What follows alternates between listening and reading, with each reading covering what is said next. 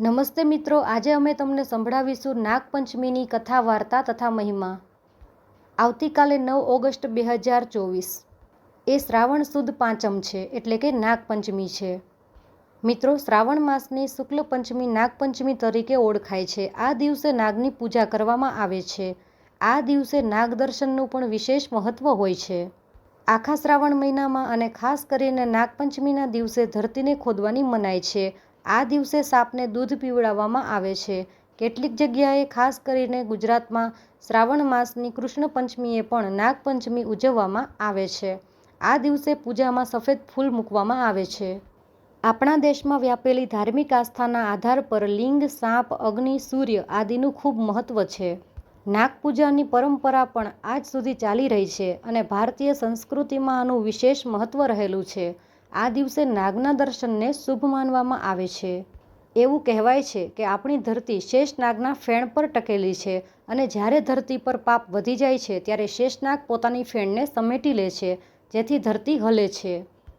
આ જ વિચાર જનમાનસ પણ વધુ શ્રદ્ધાવત બનીને નાગની પૂજાને બાધ્ય કરે છે. આપણા દેશમાં દરેક સ્થાન પર કોઈને કોઈ રૂપે શંકર ભગવાનની પૂજા થાય છે અને એમના ગળામાં, જટાઓમાં અને બાજુઓમાં નાગની માળા સ્પષ્ટ દેખાય છે. આથી પણ લોકો નાગની પૂજા કરવામાં વધુ શ્રદ્ધા રાખે છે. નાગપંચમીના દિવસે ખાસ કરીને બહેનો ઉપવાસ કરીને આ દિવસે નાગદેવતાની પૂજા અર્ચના કરે છે. હિન્દુઓના મુખ્ય તહેવારોમાં નાગપંચમીનો સમાવેશ થાય છે. આપણા ધર્મગ્રંથોમાં પણ આજના દિવસે નાગદેવતાનું પૂજન કરવાનું વિશેષ મહત્વ છે. મિત્રો, નાગપંચમીના દિવસે પાણિયારા ઉપર નાગદેવતાનું કંકુથી ચિત્ર દોરી ઘીનો દીવો કરી પૂજા કરે છે. શ્રીફળ અને કુલેર ધરાવવામાં આવે છે. બહેનો ખાસ કરીને આ દિવસે નાગદેવતાની પૂજા કરે છે. આ દિવસે બાજરીની કુલેર, જે બાજરીનો લોટ, ગોળ, ઘી નાખીને બનાવવામાં આવતી હોય છે. ઉપવાસમાં ઠંડુ જમવાનું મહત્વ રહેલું છે. આ બાજરીની કુલેર અને ઠંડુ જમીને મહિલાઓ ઉપવાસ કરતી હોય છે. આ દિવસે નાગદેવનું દર્શન અવશ્ય કરવું જોઈએ. નાગદેવના નિવાસસ્થાનની પૂજા કરવી જોઈએ. નાગદેવતાને દૂધ પણ પીવડાવવું જોઈએ. નાગદેવતાની સુગંધિત ફૂલ તેમજ ચંદનથી જ પૂજા કરવી જોઈએ, કારણ કે નાગદેવતા સુગંધ પ્રિય છે. નાગપંચમીના દિવસે વાસુકી નાગ, તક્ષક નાગ, શેષનાગ વગેરેની પૂજા કરવામાં આવે છે. આ નાગપંચમીનું વ્રત કરવાથી એવી માન્યતા છે કે તેનાથી નાગદેવતાની આપણા ઉપર કૃપા રહે છે અને નાગદેવતા ઘરની સુરક્ષા કરે છે. આ દિવસે વિધિ-વિધાનથી પૂજા અર્ચના કરવાથી નાગદેવતા સમગ્ર પરિવારની રક્ષા કરે છે. તો મિત્રો, હવે આપણે જાણી લઈએ કે નાગપંચમી શા માટે ઉજવવામાં આવે છે. નાગપંચમી ઉજવવા પાછળ એક દંતકથા છે. દંતકથા અનુસાર મહાભારત યુદ્ધ પછી પાંડવોએ અભિમન્યુના પુત્ર પરીક્ષિતને રાજા બનાવ્યા અને પોતે સ્વર્ગની યાત્રાએ નીકળ્યા હતા. પાંડવો પછી પૃથ્વી પર કલિયુગનું આગમન થયું હતું. રાજા પરીક્ષિતનું મૃત્યુ શાપ કરડવાથી થયું હતું. જ્યારે પરીક્ષિતનો પુત્ર જન્મેજય મોટો થયો, ત્યારે તેમણે પિતાના મૃત્યુનો બદલો લેવા માટે પૃથ્વી પરના તમામ શાપને મારી નાખવા માટે નાગદહ યજ્ઞ કર્યો. આ યજ્ઞમાં આખી પૃથ્વીના શાપ આવીને સળગવા લાગ્યા. જ્યારે આસ્તિક મુનિને આ વાતની જાણ થઈ તો તેઓ તરત જ રાજા જન્મેજય પાસે પહોંચ્યા. આસ્તિક મુનિએ રાજા જન્મેજયને સમજાવીને આ યજ્ઞ બંધ કરાવ્યો હતો. જે દિવસે આ ઘટના બની તે દિવસે શ્રાવણ સુદ પાંચમ હતી. તે દિવસે સાપ આસ્તિક ઋષિ માટે રક્ષણ બની ગયા. આ પછી નાગપંચમી પર્વની ઉજવણી શરૂ થઈ. આસ્તિક મુનિએ યજ્ઞની અગ્નિને ઠંડુ કરવા માટે તેમાં દૂધ નાખ્યું હતું. આ માન્યતાને કારણે નાગપંચમી પર નાગદેવને દૂધ ચડાવવાની પરંપરા શરૂ થઈ છે. તો મિત્રો, હવે અહીં નાગપંચમીની કથા કહેવામાં આવે છે. આ કથા સુખ સૌભાગ્ય આપનારી અને બધા દુઃખ દૂર કરનારી છે. આ કથાને પૂરી શ્રદ્ધાથી કહેવાથી કે સાંભળવાથી જ મનગમતું ફળ મળે છે. તો મિત્રો, જરૂરથી આ કથા તમે સાંભળજો. તો મિત્રો, પહેલાંના સમયની વાત છે. એક શેઠાણીને 7 પુત્રો હતા. સૌથી નાના પુત્રની પત્ની શ્રેષ્ઠ ચરિત્રની વિદુષી અને સુશીલ હતી, પરંતુ તેને ભાઈ નહોતો. એક દિવસે મોટી વહુએ ઘર લીપવા માટે પીળી માટી લાવવા માટે બધી વહુઓને પોતાની સાથે ચાલવાનું કહ્યું. બધી વહુઓ પાવડો અને કોદાળી લઈને માટી ખોદવા લાગી. ત્યાં જ એકદમ એક સાપ નીકળ્યો, જેને મોટી વહુ મારવા લાગી. નાની વહુ ઝડપથી તેની પાસે આવીને બોલી, તેને ન મારતા, તે તો નિર્દોષ છે. આથી મોટી વહુએ તેને ન માર્યો. નાગ પણ બાજુ પર ખસી ગયો.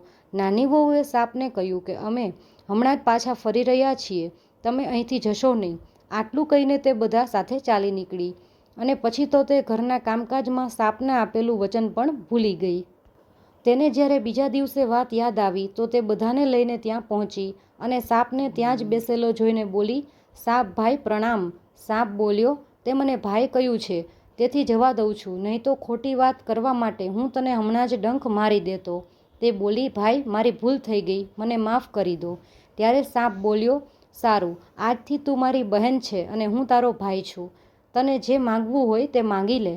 તે બોલી, ભાઈ મારું કોઈ નથી, સારું થયું કે તમે મારા ભાઈ બની ગયા. થોડાક દિવસો વીત્યા પછી સાપ માણસનું રૂપ લઈને આવી ગયો અને બોલ્યો કે મારી બહેનને મોકલી આપો. બધાએ કહ્યું કે આનો તો કોઈ ભાઈ નથી.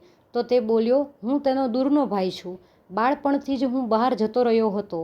તેની વાત પર ભરોસો કરી ઘરના લોકોએ તેને મોકલી આપી.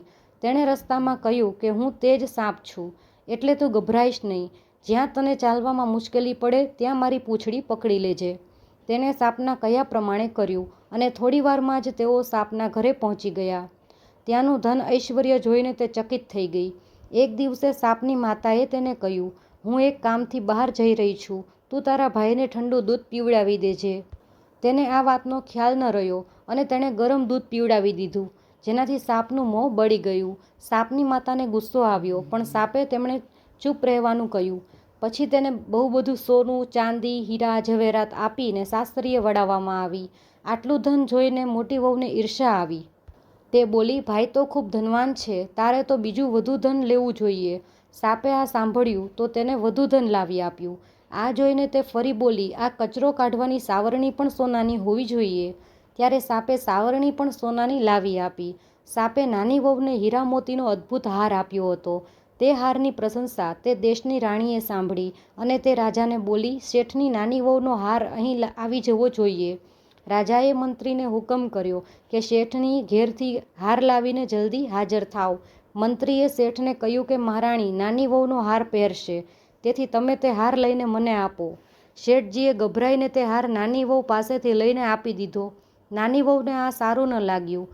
તેને પોતાના ભાઈને યાદ કર્યો અને તે સાપ તરત જ આવી ગયો. નાની વહુએ પ્રાર્થના કરી કે ભાઈ, રાણીએ મારો હાર છીનવી લીધો છે. તમે કાંઈ એવું કરો કે જ્યારે રાણી ગળામાં તે હાર પહેરે ત્યારે તે સાપ બની જાય અને જ્યારે હું પહેરું ત્યારે તે પાછો હીરાનો હાર બની જાય. સાપે તેવું જ કર્યું. જેવો રાણીએ હાર પહેર્યો કે તરત જ તે સાપ બની ગયો. આ જોઈને રાણીએ ચીસ પાડી અને રડવા માંડી. રાજાએ શેઠાણી પાસે સમાચાર મોકલ્યા કે નાની વહુને તરત જ મોકલો. શેઠજી ગભરાઈ ગયા કે રાજા ન જાણે શું કરશે.